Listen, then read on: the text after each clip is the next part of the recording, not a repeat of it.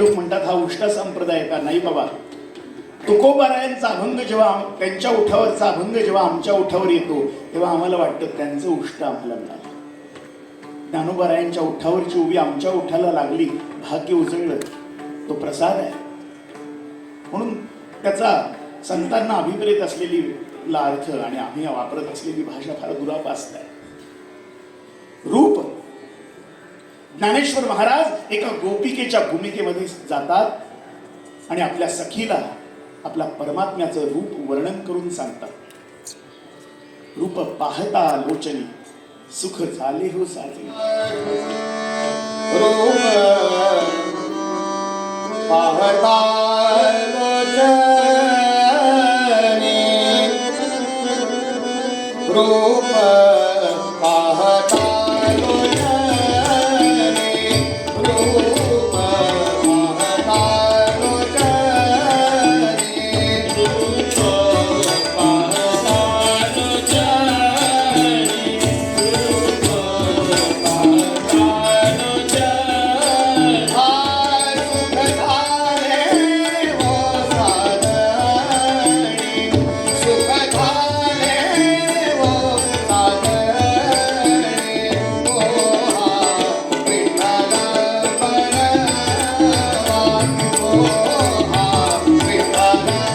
Sony Marathi वाहिनीने कोण होणार महाराष्ट्राचा लाडका कीर्तनकार हा भारताचा पहिला कीर्तनावर आधारित रियालिटी शो सादर करण्याची घोषणा केली आहे. काल 25 मार्च 2025 रोजी ह्या शोचे उद्घाटन महाराष्ट्राचे मुख्यमंत्री श्री देवेंद्र फडणवीस यांच्या उपस्थितीत वीणा आकारातील चांदीच्या ट्रॉफीसह करण्यात आले. हा शो महाराष्ट्रातील 36 जिल्ह्यांमधून 108 प्रतिभागींना एकत्र आणून कीर्तन परंपरेला मानवंदन देणार आहे. काल या कार्यक्रमात आदरणीय संतांच्या वंशजांचा महाराष्ट्राचे मुख्यमंत्री श्री देवेंद्र फडणवीस यांच्या हस्ते सन्मान करण्यात आला व या प्रसंगी ते म्हणाले की सोनी मराठी वाहिनीने एक अभिनव संकल्पना मांडली आहे, ज्यामुळे आमची समृद्ध कीर्तन परंपरा जिवंत राहील. आजच्या तरुण कीर्तनकारांनी समाज प्रबोधन करण्याची अनमोल भूमिका बजावली आहे. त्यांच्या कार्यामुळे आपली सनातन परंपरा कधीच संपणार नाही हे मला खात्रीने सांगता येतं. कोण होणार महाराष्ट्राचा लाडका कीर्तनकार हा शो फक्त एक कार्यक्रम नाही तर एक सांस्कृतिक चळवळ आहे, जो महाराष्ट्राचा आध्यात्मिक वारसा जिवंत ठेवेल आणि पुढील पिढीपर्यंत पोहोचवेल. यामध्ये सहभागी सर्व मान्यवरांचे मनपूर्वक आभार. हरी विठ्ठल श्री ज्ञानदेव तुकाराम पंढरीनाथ भगवान की, माऊली ज्ञानेश्वर महाराज की, जगद्गुरु तुकाराम महाराज की, भारत माता की, गो माता की, गंगा माता की, छत्रपती शिवाजी महाराज की, धर्मवीर छत्रपती संभाजी महाराज की. मला अतिशय आनंद आहे की सोनी मराठी वाहिनीने कोण होणार महाराष्ट्राचा लाडका कीर्तनकार ही अतिशय अभिनव अशा प्रकारची संकल्पना या ठिकाणी मांडलेली आहे. 3-4 दिवसापूर्वी मी एका वाहिनीवर गेलो होतो आणि त्या ठिकाणी मला प्रश्न विचारला, तुमचा लाडका मंत्री कोण? त्यावेळी मी त्यांना सांगितलं, मी लवकरच एक स्पर्धा सुरू करतो आहे आणि त्या स्पर्धेत जो विजेता होईल तो लाडका मंत्री होईल. पण मला त्यावेळी ही कल्पना देखील नव्हती की इतका सुंदर कार्यक्रम सोनीने आयोजित केलेला आहे. कोण होणार महाराष्ट्राचा लाडका कीर्तनकार. कीर्तन ही आपली अतिशय जुनी परंपरा आहे आणि आमच्या कीर्तनकारांनी आपल्या कीर्तनातून, निरूपणातून, आपल्या अभंगातून, आपल्या गायनातून जे विचार समाजामध्ये पोचवले, जे समाज प्रबोधन केलं, ते खऱ्या अर्थानं अतिशय अवर्णनीय अशा प्रकारचं आहे आणि मला या गोष्टीचा आनंद आहे. अनेक वेळा लोकांना प्रश्न पडायचा की जग इतक्या झपाट्याने पुढे चाललेलं आहे, आमची ही परंपरा जिवंत राहील का? पण ज्यावेळेस मी अतिशय तरुण अशा प्रकारचे कीर्तनकार पाहतो त्यावेळी मला निश्चितपणे ही खात्री वाटते की ही परंपरा आमच्या सनातन परंपरेसारखी सनातन परंपरा आहे, जी कधीच संपू शकत नाही, जिचा कधीच नाश होऊ शकत नाही, अशा प्रकारची परंपरा आहे. खरं म्हणजे ज्ञानोबा तुकोबा म्हटल्यानंतर आम्हाला सगळ्यांना ज्या प्रकारचा भक्तिभाव तयार होतो त्यातूनच ही परंपरा खऱ्या अर्थानं सुरू झाली आहे. आणि ज्याचा उल्लेख सदानंद मोरे सरांनी या ठिकाणी केला की नामदेव महाराजांनी जे महत्त्व आपल्याला कीर्तनाचं सांगितलं आणि त्यातून ज्या काळामध्ये ही परंपरा सुरू झाली आहे, तशी तर खूप जुनी आहे, पण आमच्या भागवत धर्मातली ही सगळी परंपरा, तो काळ जर आपण बघितला तर आक्रमणाचा काळ होता. मोठ्या प्रमाणात परकीय आक्रमक आमच्या श्रद्धास्थानांना उद्ध्वस्त करत होते, आम्हाला गुलामीत आणत होते, आमच्यावर अत्याचार करत होते. अशाही परिस्थितीमध्ये आमच्या संतांनी आपल्या वारकरी परंपरेतून, आपल्या कीर्तनातून, विचारातून प्रचंड लोकप्रबोधन केलं आणि सामान्य माणसाला त्या ठिकाणी या भक्ती परंपरेशी जोडून कोणत्याही परिस्थितीमध्ये तो निराश होणार नाही, तर त्याच्यामध्ये जगण्याची आणि लढण्याची वृत्ती राहील अशा प्रकारचा प्रयत्न केला. आणि म्हणूनच आपण जर बघितलं तर या संपूर्ण परंपरेशी सर्व प्रकारचे लोक जोडले गेले. 18 पगड जातीचे लोक, महिला, ज्यांना दुर्दैवाने त्या काळामध्ये शूद्र समजलं गेलं, तेही या परंपरेशी जोडले गेले. आणि विठ्ठलाच्या या मांदियाळीमध्ये कोणाची जात नाही, पात नाही, धर्म नाही, भाषा नाही, काही नाही.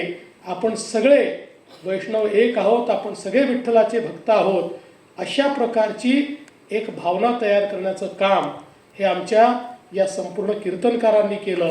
आणि म्हणूनच मला असं वाटतं की तीच परंपरा छत्रपती शिवरायांनी वीरतेमध्ये परिवर्तित केली. आणि याच 18 पगड जातीच्या लोकांना, जे वारकरी देखील होते, जे माळकरी देखील होते, जे टाळकरी देखील होते, जे शेतकरी देखील होते, जे 12 बलुतेदार होते, जे अलुतेदार होते, अशा सगळ्यांना एकत्रित करून त्यांच्यातलं पौरुष जागृत करून देव, देश आणि धर्माकरता त्यांना आव्हान करून स्वराज्याची स्थापना केली. या स्वराज्याच्या स्थापनेमध्येही या संत शक्तीचा, या कीर्तन शक्तीचा, या प्रबोधनाचा एक प्रचंड मोठा वाटा हा आपल्याला पाहायला मिळतो. आणि म्हणूनच ही परंपरा एक प्रकारे आमचा अमूल्य अशा प्रकारचा ठेवा आहे की जो ठेवा आम्हाला कुठल्याही परिस्थितीमध्ये त्या ठिकाणी पुढच्या पिढ्यांपर्यंत नेलाच पाहिजे. तर हा शो महाराष्ट्राचा आध्यात्मिक वारशाचा उत्सव आहे, असं सोनी पिक्चर्स नेटवर्क्स इंडियाचे CEO गौरव बॅनर्जी म्हणाले. याच पार्श्वभूमीवर काल नवराष्ट्राच्या पत्रकारांनी कोण होणार महाराष्ट्राचा लाडका कीर्तनकार या शोच्या परीक्षकांशी आणि त्यांच्या टीमशी संवाद साधला. काय सांगाल सर, जेव्हा पहिल्यांदा तुम्हाला कळालं की महाराष्ट्रामध्ये म्हणजे सोनी लाईव्ह वरती असा एक कार्यक्रम होणार आहे की जो म्हणजे महाराष्ट्राचा कोण होणार लाडका कीर्तनकार आणि त्याचं तुम्हाला परीक्षण करायचं आहे, तर ह्या कार्यक्रमाची संकल्पना तुम्हाला कशी वाटली आणि परीक्षण करण्याचं ही तुम्हाला संधी मिळाली, त्याबद्दल कसं वाटलं? खूप छान प्रश्न विचारला ताई आपण. मी या संबंधाने असं बोलेन की जेव्हा पहिल्यांदा हा विषय माझ्याकडे आला तेव्हा माझी मनाने तयारी नव्हती खरं तर, कारण व्यस्तता आणि पुन्हा स्पर्धा, रियालिटी शो या सगळ्यापासून आम्ही दूर थांबून प्रचार, प्रसार आणि अध्ययन करणारी मंडळी आहोत. परंतु या प्रकाराने आपण जर या भूमिकेत आलो तर कीर्तनाच्या यथार्थ स्वरूपाला उजाळा मिळणार आहे. कारण कसं असतं, परीक्षक कोण आहेत त्याच्या प्रसन्नते करता ते कीर्तन असतं. आणि साधारणपणे एक सात्विक धाक आमचा एरवी श्रोत्यांमध्ये असतो की बाबा हा तुम्ही आहात ना, मग आम्हाला कीर्तन योग्यच केलं पाहिजे, चांगलंच केलं पाहिजे. त्याच्यावर ज्या गंडांतर आली मूळ स्वरूपावर, त्यामुळे आपल्या तिथं जाण्याने ही कीर्तन परंपरेची सेवा होईल म्हणून मला या येण्याने पुन्हा आनंदही वाटला. आणि ज्या लोकांनी आतापर्यंत कीर्तन सादर केलीत याबद्दल आम्ही खूप प्रसन्न आहोत. काय सांगाल की हा स्वरूप कसं असणार आहे कार्यक्रमाचं, म्हणजे स्पर्धात्मक असणार आहे, कशा पद्धतीने असणार आहे, आणि तुम्ही मार्गदर्शन सुद्धा करणार आहात ह्या सगळ्या कीर्तनकारांना, तर त्याचा अनुभव सुद्धा कसा आहे तुमचा? साधारणपणे इथे स्पर्धा हा शब्द वापरायला मन धजावत नाही. त्याचं कारण असं आहे की अन्य शोज पेक्षा ही गोष्ट पूर्ण निराळी आहे. कारण कीर्तन ही भक्ती आहे आणि भक्ती हा कधी स्पर्धेचा विषय होऊ शकत नाही, कारण तो श्रद्धेचा विषय आहे. मग इथे 3 कीर्तनं होतील. त्यात पहिल्या फेरीत 2 कीर्तनकार पुढच्या फेरीत जातील, पण जो थांबेल त्याला बाहेर पडेल असा शब्द नाही. इथे वारीमध्ये 2 जण पुढच्या वारीला जातील आणि 1 जण मुक्काम करणार आहे. त्याचं कारण वारकरी जेव्हा पुढच्या वारीला जातो तेव्हा पण तो भजनच करतो आणि मुक्काम करतो तेव्हाही तो भजनच करतो. असा त्या कीर्तनकाराचा भाव कुठेही उदासीन खिन्न न होता हा सगळा प्रवास असणार. काय वाटतं आज महाराष्ट्रात किती महत्वाचा आहे असा हा कार्यक्रम येणं आणि कीर्तनाचा हा कार्यक्रम होणं? कारण आपण ग्रामीण भागामध्ये बघतो, पण शहरामध्ये आता हे असे काही कीर्तन वगैरे चालत नाही. तर महाराष्ट्राला किती गरज आहे अशा कार्यक्रमांची? मला असं वाटतं गरजेचा क्रम लावला तर कीर्तन हीच गोष्ट अग्रक्रमात असेल. त्याचं कारण पूर्वसुरींपासून आजपर्यंत मी लोकमान्य टिळकांचा या बाबतीत दाखला देईन आपल्याला. लोकमान्य टिळक म्हणाले होते की देश स्वतंत्र झाल्यावर मी पहिलं काम कोणतं करेन तर हजारो कीर्तनकार निर्माण करेन. त्याचं कारण स्वतंत्र झालेलं राष्ट्र कीर्तनकाराशिवाय सुतंत्र होणार नाही. आणि दुसरी गोष्ट अशी आहे की कायद्याने बदल होतील ही शेवटची अपेक्षा आहे आणि मला वाटतं त्या बदलाची नांदी कीर्तन आहे. कारण घणाच्या घावाने कुलप मोकळी नाही होत, त्याला हृदयात घुसून बदलवणारी एखादी किल्ली लागते, ती गुरु किल्ली म्हणजे कीर्तन. मी जसं आता म्हणाले की ग्रामीण भागामध्ये होतात आणि आतापर्यंत असं होतं की कोणत्याही चॅनलवरती घरी बसून, म्हणजे आज सगळा महाराष्ट्र कुठल्याही कानाकोपऱ्यात असू दे ह्या कीर्तनाचा आस्वाद घेऊ शकणार आहे. असाच जर का काळ तुमच्या काळामध्ये हे सगळं काही असतं तर कसं झालं असतं? आम्ही फार उड्या मारल्या असत्या हो. त्याचं कारण असं आहे की एक एक कीर्तनासाठी आम्हाला दूरवर जावं लागायचं, खूप प्रवास करावा लागायचा आणि त्या एका कीर्तनासाठी 2-2, 3-3 दिवसाचा प्रवास. पण मी म्हणेन की कीर्तनकारही भाग्यवान आहेत आणि महाराष्ट्रही भाग्यवान आहे की ज्यांच्या सेवेला हे जगभर पोहोचण्याचं माध्यम मिळालं. पुन्हा मी आपल्याला सांगतो की कीर्तन जगभर पसरणं ही कीर्तनाची गरज नाहीये, ही जगाची गरज आहे. एक आणि दुसरी महत्वाची गोष्ट अशी आहे की कुशल कीर्तनकार जे समाजाला नेमका विचार नेमक्या पद्धतीने समजवू शकतील आणि तो त्यांच्या गळी उतरवून आचरणात आणतील, अशा चांगल्या लोकांसाठी हे खूप चांगलं माध्यम आहे. एक शेवटचा प्रश्न घेईन, प्रेक्षकांना काय सांगाल, तरुण पिढीला काय सांगाल की हे कीर्तनाचा हा जो कार्यक्रम आहे, महाराष्ट्राचा लाडका कीर्तनकार बघायची फार गरज त्यांना का आहे आणि काय घेऊन जातील ह्या कार्यक्रमातून ते बघून हा कार्यक्रम? मला असं वाटतं की कीर्तनाची परंपरा ही तरुणासाठीच आहे. ज्ञानेश्वर महाराजांनी 16व्या वर्षी ज्ञानेश्वरी सांगितली आहे, म्हणजे हे सगळं तरुणाकरताच आहे. आणि जसं आपण म्हणतो ना की बंगला बांधल्यावर नाही प्लॅन काढायचा, प्लॅन काढून बंगला बांधायचा आहे. ज्यांच्या आयुष्याचा बंगला सुंदर व्हावा असं वाटतं त्यांनी कोण होणार महाराष्ट्राचा लाडका कीर्तनकार यात सादर होणाऱ्या कीर्तनातले प्लॅन आपण नक्की उतरवावे. ही जी संकल्पना आहे, कारण ह्याच्या आधी आतापर्यंत अनेक शो झाले पण कीर्तनावरती असा शो कुठला झाला नाही आहे, कुठलाही कार्यक्रम नाही झालाय, तर ही पहिल्यांदा संकल्पना येते कीर्तनकारांसाठी. तर कसं वाटतंय ह्या सगळ्याबद्दल? ही मुळात संकल्पनाच फार मोठी आहे. महाराष्ट्रामध्ये संतांच्या विचाराचा वारसा आहे. खरं आजची युवा पिढी ही भरकटच चाललेली आहे आणि कुठेतरी जर संतांचे विचार शिक्षणाबरोबर जर अध्यात्माचे विचार यांच्या पुढे असतील, उठ तरुणा जागा हो, अध्यात्माचा धागा हो, आजची तरुण पिढी जर विचार, संस्कार आणि संस्कृतीची जर जोपासना केली तर नक्की मला वाटतं ही संकल्पना महाराष्ट्रात पहिल्यांदाच राबवली गेली. कोण होणार महाराष्ट्राचा लाडका कीर्तनकार? सोनी मराठी वाहिनीचं खरंच मी एक परीक्षक म्हणून मला जबाबदारी मिळाली तर मी त्यांचं कौतुक करेल की ही संकल्पना पहिल्यांदा व्हायला लागली. कारण हे विचारच आज महाराष्ट्रापर्यंत जाऊन पोहोचणार आहे आणि कीर्तन खऱ्या अर्थाने महाराष्ट्राचा आत्मा आहे. ही खूप मोठी संकल्पना आहे. ह्याच्यामध्ये 36 जिल्ह्यांमधून माझ्यामध्ये सगळे काही जे सहभागी झालेले आहेत कीर्तनकार ते आहेत टोटल 108. तर ह्या सगळ्यांना तुम्ही परीक्षण सुद्धा करताय, त्यासोबत मार्गदर्शन सुद्धा करताय, तर हा सगळ्याचा अनुभव कसा आहे? याचा अनुभव असा आहे, 36 जिल्ह्यातून आलेले युवा कीर्तनकार प्रत्येक जण आपल्या आयुष्यामध्ये कुठल्या संघर्षातून ते कीर्तन या सेवेमध्ये आलेत परमार्थ कसे करतात ही त्याचा अनुभव घेत असताना कधी कधी आम्हाला सुद्धा त्या हृदयाला काही गोष्टी लागतात, डोळ्यात पाणी येतं. हे विचार जोपासत असताना ते किती कठीण परिस्थितीला, संघर्षाला तोंड देऊन अध्यात्मामध्ये येऊन वारकरी संप्रदायाची भगवी पताका खांद्यावर घेऊन सनातन धर्माचे विचार प्रचार प्रसार करण्याचं काम करतात. आणि आम्हाला ती जसे केंद्र आणि राज्य शासनाने महिलाला 50% आरक्षण दिलं, तसं मला असं वाटतं सोनी मराठी वाहिनीने एक पुरुष कीर्तनकार जज आणि मलाही संधी दिली. हा क्षण म्हणजे सुवर्ण अक्षराने लिहावा असा हा सुवर्ण क्षण आहे. काय वाटतं तुम्हाला, आज हे जो काही कार्यक्रम होतोय हा जर का खूप आधी तुमच्या काळात सुद्धा झाला असता तर कसा आनंद असता त्यावेळेचा तुमचा? मला असं वाटतं जर आमच्या वयात हा जर मिळाला असता तर आम्ही आणखी वेगळ्या पद्धतीने गेलो असतो. खरं म्हणजे महाराष्ट्रात ही संकल्पना आता सुरू झाली. मी आपल्याला सांगू इच्छिल की हिंदी चॅनलमध्ये बऱ्याच वेळा हिंदी कथा कीर्तन चालायचे. त्यावेळेस माझ्या मनात एक खंत असायची की आपल्या महाराष्ट्रामध्ये वारकरी संप्रदाय एवढा मजबूत आहे, ज्ञानेश्वरी, गाथा, गीता, पण आपल्या महाराष्ट्रात कीर्तन काय येत नसतील चॅनलवर. म्हणून या TV चॅनलला मी खरंच त्यांचं हृदयापासून कौतुक करील की यांच्या मनामध्ये ही संकल्पना आली.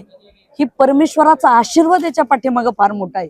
आज संतांचे विचार घराघरात आणि मनामनात जर पोहोचले तर मला असं वाटतं महाराष्ट्र पुन्हा एकदा विचाराने सुजलाम सुफलाम झाल्याशिवाय राहणार नाही. आणि छत्रपती शिवाजी महाराज, धर्मवीर संभाजीराजे, संतांचे विचार पुन्हा लोकांपर्यंत या माध्यमातून पोहोचतील आणि फार चांगलं होईल असं आम्हाला वाटतं. काय सांगाल सगळ्या प्रेक्षकांना, नवराष्ट्राच्या व्ह्युअर्सला, की हा कार्यक्रम त्यांनी का बघावा आणि किती महत्वाचा आहे? मी महाराष्ट्रातील सर्व तरुण युवकाला आव्हान करेल या सोनी मराठी वाहिनीवरून की नक्की तुम्ही हे 1 एप्रिल पासून सोमवार ते शनिवार रात्री 8 वाजता हा कार्यक्रम बघाच. कारण का की आपण शिक्षणाबरोबर अध्यात्माचे विचार जर तुमच्या सोबत असतील, अलीकडं मी मॅडम IT इंजिनियर, कलेक्टर झालेली किंवा अनेक डॉक्टर झालेली मुलं पाहतो, डिप्रेशनमध्ये जाऊन आत्महत्या करतायत. मोबाईलच्या नादी लागून आज आयुष्य बर्बाद होत आहे. दुसरीकडे व्यसनाचे आहारी चाललेत. मला असं वाटतं त्यांना कीर्तनाच्या चांगल्या विचाराचं जर व्यसन लागलं तर ते नक्की डिप्रेशन मध्ये जाणार नाहीत आणि पुन्हा एकदा वैचारिक पातळी त्यांची वाढेल आणि ते जीवनामध्ये मजबूत होतील. याच्यासाठी त्यांनी नक्की कीर्तन ऐकलं पाहिजे. काय सांगशील, म्हणजे जेव्हा तुला पहिल्यांदा फोन आला की महाराष्ट्राचा लाडका कीर्तनकाराचा शो येतोय, म्हणजे अनेक लाईव्ह शो येतात, वेगवेगळे रियालिटी शो येतात, पण हा काहीतरी वेगळा रियालिटी शो होता, कीर्तनकारांचा होता, तर आणि त्याचं सूत्रसंचालन तू करणार आहेस, तर कसा आनंद होता किंवा कसे विचार होते? खरं तर सोनी मराठीचे सर्वेसर्वा अमित फाळके आमच्या द फोक आख्यांच्या शोला आले होते. त्या शोमधून त्यांना ती गोष्ट जाणवली की हा मुलगा याचं लेखनही करू शकतो आणि सूत्रधार म्हणून. तर या शोचं लेखनही मी केलंय आणि सूत्रधार म्हणून उभं आहे आणि गीत लेखनही या गाण्याचं केलं. तर ही सगळं विश्वासाची बाजू अमित सरांमुळे माझ्यासाठी आली आणि हा सगळं म्हणजे यात सिंहाचा वाटा हा अमित फाळके सरांचा आहे. आता राहिला मुद्दा कीर्तन परंपरेचं सूत्रधार करत असताना किंवा कोण हा महाराष्ट्राचा लाडका कीर्तन कीर्तन परंपरेचीच आवड मुळात इतकी लहानपणापासून की याचा भाग होत असताना असं वाटायचं की आता ते 15 मिनिटं म्हणजे माझ्यासाठी समाधीची वेळ आहे. प्रत्येक कीर्तनकाराने केलेलं ते 15 मिनिटाचं कीर्तन हे जे ऐवज देऊन जातं. जसं आपण म्हणतो की तुम्ही महाभारत ऐकताना म्हणता की समग्र महाभारत तू कसं सांगशील, तर आपण म्हणतो संजयाचा एक श्लोक खूप झाला की जिथे कृष्ण आहे, अर्जुन आहे, तिथे विजय हा होणार. तीच गत आहे की जर तुम्ही 15 मिनिटातून तुम्ही ज्या निरूपणाची अपेक्षा करताय तर तो एक 15 मिनिटांचा कीर्तनकारांचं सादरीकरण, ती सेवा तुम्हाला तोच आनंद देणार आहे जो संजयचा एक श्लोक देतो. आणि ते एवढ्या प्रक्रियेतून जातात किंवा एवढ्या शुद्ध परंपरेतून जातात, एवढ्या नियमातून जातात. त्यांचे दृष्टांत, वचन, सिद्धांत, ओवी, वेदातली ऋचा, ह्या सगळ्या गोष्टींचा त्यांनी एक समग्र भाग करून आपल्या कीर्तन परंपरेत ज्यावेळेस ते मांडत असतात त्यावेळेस काय सोहळा किंवा स्वर्ग सुख फिकं पडावं असं आपण म्हणतो. तर ती गोष्ट माझी होते की कसं याचं सूत्रधार पण म्हणून जिवंत राहायचं की यांचा सेवेकऱ्यांचा सेवक म्हणून त्यांच्याशी राहायचं. जोडलेली प्रत्येक भावना आपण असं म्हणतो की कीर्तनकाराने आजपर्यंत प्रत्येक माणसाच्या तणावावरचं, संघर्षावरचं, दैनंदिन जीवनावरचं समाधानाकडे देणारी वाटचाल त्यांनी दिली. पण ज्यावेळेस या शोच्या माध्यमातून सूत्रधार म्हणून उभं राहतो त्यावेळेस कळतं की आपला संघर्षांच्या पुढे सांगू नये, कारण ते ज्या संघर्षातून ते स्वतः आलेत तो ऐकवत नाही आपल्याला, तर ते सहन करून कीर्तनकार म्हणून उभे आहेत. त्यावेळेस कळतं की त्यांना हरिभक्ती परायण का म्हणतात. आणि म्हणजे सूत्रधार ही मी उपाधीच आता घेऊ शकत नाही. मी फक्त त्यांचा एक रसिक, कीर्तनाला आलेलो एक माणूस आहे की ज्याला त्यांची सेवा झाल्यानंतर भाग्य लाभतं की त्यांच्यासोबत 1, 1.5, 2 मिनिट संवाद करता यावा. पण काय सांगशील, तुला म्हणजे काही लहानपणीचा अनुभव आहे किंवा तुझं बालपण म्हणजे आता तुझ्या बोलण्यातून मला असं वाटतं की आपण म्हणतो ना काहींच्या रक्तामध्ये असतं कीर्तन, तसं मला असं वाटतंय. तर कसं म्हणजे बालपण तुझं कसं होतं? मुळात ज्याला कीर्तन परंपरेची घरात जरी ही नसेल, काय म्हणतो आपण त्याला, वारी नसेल किंवा पिढी नसेल त्यांच्या भजनात, पण असा कुणीतरी विरळच असेल, तुम्ही किंवा मी, आपण, की ज्यांना आजी आजोबांनी कीर्तनाला नेलं नाही. आणि ज्यावेळेस ते कीर्तनाला घेऊन जायचे त्यावेळेस कळायचं की काय काय अभंग मी 5वी ते 10वीच्या माझ्या मराठीच्या पुस्तकात अनुभवतो, त्याचं कधी कधी चांगलं माझ्यापर्यंत येणारं अभ्यासिकेतलं निरूपण हे कीर्तनकारांमुळे व्हायचं. आणि तीच एक गोष्ट होती की त्याच्यामुळे त्याची ओढ जास्त लागत गेली. मग ज्यावेळेस वेळ मिळायचा त्यावेळेस कधी वारीत जाणं, आषाढीच्या कीर्तनाला जाणं, कीर्तन मग तू वारीला नेहमी जातोस? वारीला नेहमी नाही म्हणता येईल, पण वारीला आता एक या सगळ्या नाटक प्रक्रियेत अभिनय, लेखन, दिग्दर्शन, गीतकार म्हणून काम करत असताना ज्या वेळेस वेळ मिळतो त्यावेळेस पहिलं जर असं म्हणू की शांत व्हायचं किंवा ह्या तणावाला बाजूला करायचं आणि कुठल्या साधनेला शरण जायचं, ते माझ्यासाठी कीर्तन सेवा आहे. हे मी खरंच मान्य करतो, मी अनुभवलोय आणि इथून पुढे अनुभवत राहणार. कारण तो ठेवा म्हणजे मराठी भाषा 1000 वर्षानंतर अभिजात झाली असं म्हणूया, पण कीर्तन सेवेचं जर ते व्रत अंगीकारलेल्या लोकांनी ज्या पद्धतीने त्याला रुजवले लोकांमध्ये, त्याला बोली भाषेचा आसरा घेऊन त्याने ते प्रत्येक मनापर्यंत पोहोचवले, ही एवढी मोठी परंपरा आहे की कीर्तन ही मी एक अध्यात्माच्या बाजूसोबत एक प्रबोधनाची कला, आणि कला म्हणताना त्याच्या ज्या असणाऱ्या सादरीकरणाचा त्यांचा जो एक आराखडा आहे तो पाहून असं भावुक व्हायला होतं की नशीब महाराष्ट्रात जन्माला आलो, त्यातही या कीर्तन परंपरेचा पाईक होता आलं, त्याची सेवा करता येते याही आणि त्याही अंगाने. आणि यात कुठलीच अशी गोष्ट नाही की म्हणजे याच्यात थकवा येईल, तणाव येईल, कुठली गोष्ट होईल, नाही. काय सांगशील प्रेक्षकांना की त्यांनी का बघावं हा कार्यक्रम? 1 एप्रिल पासून खरं हा शो तुमच्या भेटीला येतोय. तर हे बघा की डिप्रेशनची, तणावाची कारणं आपल्याकडे असंख्य आहेत. त्याचा तुम्ही शोध किंवा त्याचं उत्तर बाहेर घ्यायला जाल, त्याच्यासाठी कुठल्या गोष्टींचा आसरा घ्याल, व्यसनांच्या आहारी जाल, एकदा विनंती करून पाहतो की हे 15 मिनिटांचं व्यसन एकदा लावून घ्या. 1 एप्रिल पासून रात्री 8 ते 9 हे मी माऊलींकडून किंवा तुकोबांकडून तुम्हाला ग्वाही देतो की दुसऱ्या कुठल्या गोष्टीचे तुम्हाला या सगळ्या गोष्टीतून बाहेर काढून फक्त आनंदाच्या परमार्थात नाही, वेगळ्या गोष्टीचा आसरा घ्यायची गरज पडणार नाही. रामकृष्ण हरी.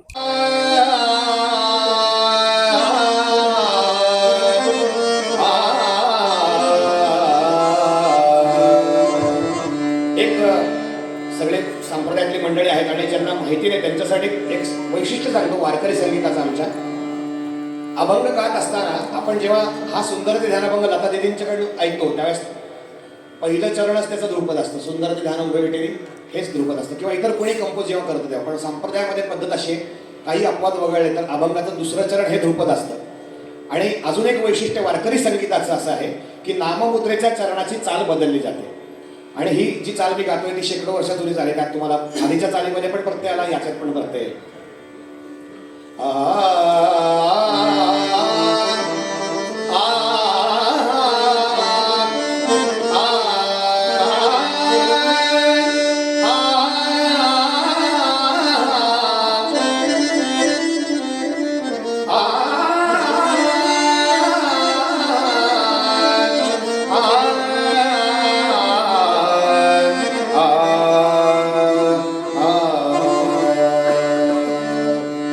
सुंदर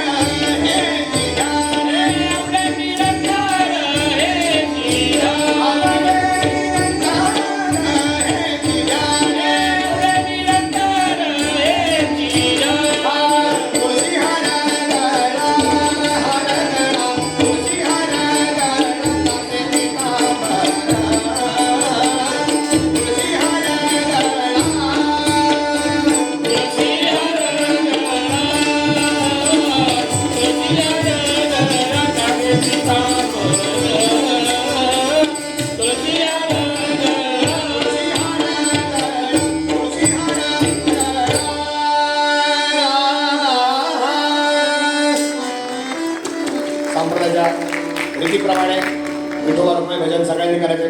आ जय जय विठोबा रखुमाई, जय विठोबा रखुमाई, जय जय विठोबा रखुमाई, जय विठोबा रखुमाई, जय जय विठोबा रखुमाई, जय जय विठोबा रखुमाई, जय जय विठोबा रखुमाई, विठोबा रखुमाई, जय जय विठोबा रखुमाई, जय जय विठोबा रखुमाई, जय जय विठोबा रखुमाई, जय जय विठोबा रखुमाई, जय जय विठोबा रखुमाई, जय जय विठोबा रखुमाई, जय जय विठोबा रखुमाई, जय जय विठोबा रखुमाई, जय जय विठोबा रखुमाई, जय जय विठोबा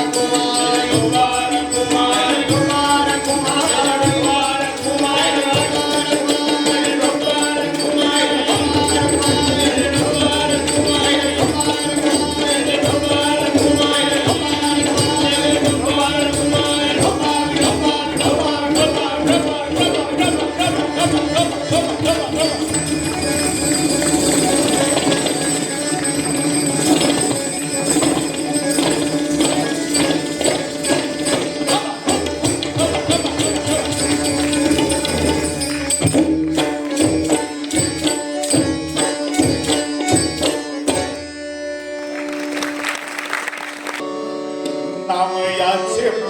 माझं महाराजांबरोबर बराचसा काळ गेलाय, त्याच्यामुळे थोडं ती नक्कल नाहीये, नक्कल नाहीये, ते अनुकरण आहे.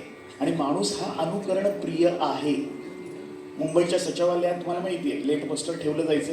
एकदा काय झालं, नेहमीचं कारण असायचं, लोकल उशिरा आली, सगळे तेच लिहायचं वरील प्रमाणे म्हणून सही करून मोकळे व्हायचे. एक दिवस पहिल्या दिवशी आला, त्यांनी खरं कारण लिहिलं. ते खरं कारण असं होतं, बायको बाळंतीण झाली, जुळं झालं. मागच्यांनी आलेलं बघावं की नाही, वरील प्रमाणे सही करून मोकळे, वरील प्रमाणे. जेव्हा सुप्रिटेंडेंटकडे मास्टर आले, त्यांनी विचार केला, अरे एकाच दिवशी किती जणांच्या बायका बाळंतीण झाल्या, किती जणाला जुळं झालं. म्हणजे माणूस हा अनुकरण प्रिय आहे. त्यात माझी दृष्टी आली, म्हणजे माझा डिस्प्ले नाही आहे, माझं जे काय आहे ते माईक आणि हेडफोनवरच आहे. तुम्ही सगळे पत्रकार आहात आणि मीडिया, इलेक्ट्रिक मीडियावाले आहात, त्यामुळे तुम्हाला सगळ्यांना माहिती आहे. आणि म्हणून जे महाराजांच्या मुखातून माझ्या कानावर आलं ते मी एकाग्रतेने श्रवण केलं, वाजवलं, आणि वाजवता वाजवता माझ्या मुखामध्ये केव्हा आलं हे माझं मलाही कळतं. नामयाचे प्रेम केशवची जाणे, नामयाचे प्रेम केशवची जाणे, नामयाचे प्रेम केशवची जाणे, नामयाचे प्रेम केशवची जाणे, केशवासी राहणे नामया पाशी, केशवासी राहणे नामया पाशी, केशव तुझे नाम, नामा तो केशव, केशव तुझे नाम, नामा तो केशव, केशव तुझे नाम, नामा तो केशव, केशव तुझे नाम, नामा तो केशव. काय मागितलं पांडुरंगाकडे? पांडुरंगा, आम्ही काय मागतो? शेजाराला रोग व्हावा, त्याचा बंगला माझा व्हावा, हे मागणं आहे का?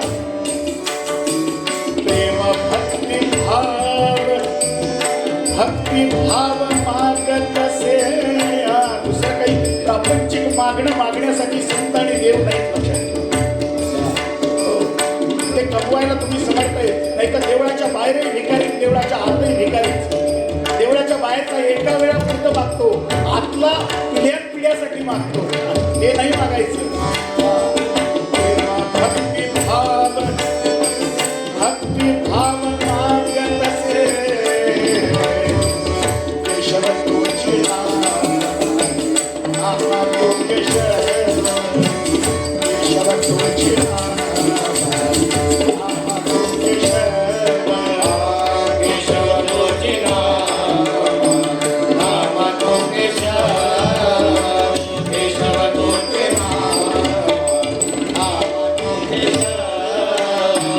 विष्णुदास नारायण उभा केशवत्वाली, विष्णुदास नारायण उभा केशवत्वाली, विष्णुदास नारायण उभा केशवत्वाली, विष्णुदास नारायण उभा केशवत्वाली. प्रेमाची शिवोरी, काय मागतात बघा, प्रेमाची शिवोरी, प्रेमाची, प्रेमाची, प्रेमाची, प्रेमा. प्रेम कशाला म्हणायचं? हिचं माझ्यावर आहे, माझं तिच्यावर आहे, हे प्रेम आहे का? तिचं माझ्यावर म्हणून माझं तिच्यावर? अरे हे प्रेम नाही, हा प्रेमातला व्यवहार झाला. दुकानात गेलं, 10 रुपये दिले, पाहिजे ते घेतलं, हे नाही, ते प्रेम नाही, लक्षात ठेवा.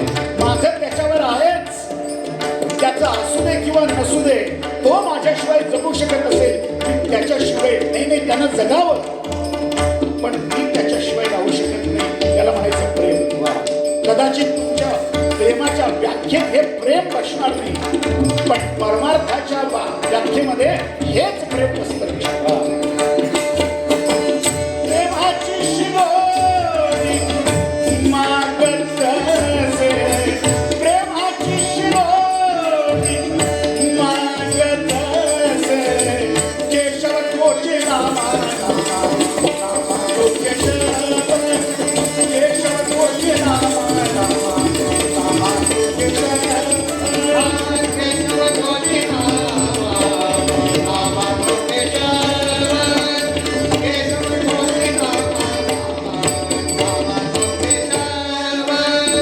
प्रेम भक्ति भाव मागत से प्रेम भक्ति भाव मागत